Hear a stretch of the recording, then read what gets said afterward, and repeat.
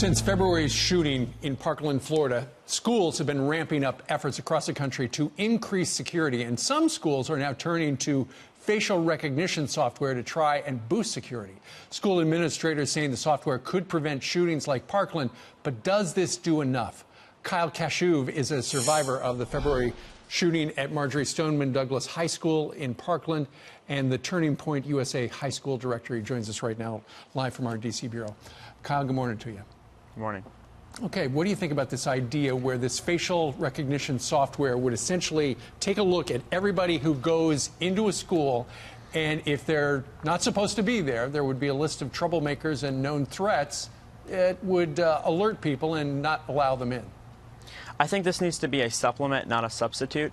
I really think that we need to put more research into this measure, but it currently seems cumbersome and ineffective. I really think that first we have to do what works and has been proven to work, and that is making sure that we have armed individuals, and then we can have this as an additional factor to security. But first we have to do what works, and that's arming teachers and staff and having guards on school that can act immediately. Well, you know, at your school you had a guard. You had a guard with a gun, and the day of the shooting he was outside and did not go inside, and he got in trouble. That's true. So what do you make of that, though? I mean, if that's your argument, we should have more people with guns. Unfortunately, sometimes that doesn't work.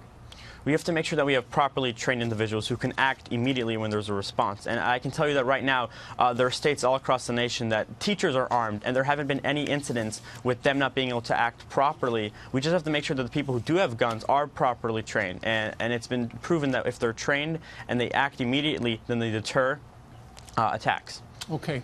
Since the attack at your school, you know, because you've been traveling the country, more and more schools are trying to beef up security, and that is a good thing. That's true, but we have to make sure that every single school across the nation has a high level of security, and we have to make sure that every single school is armed.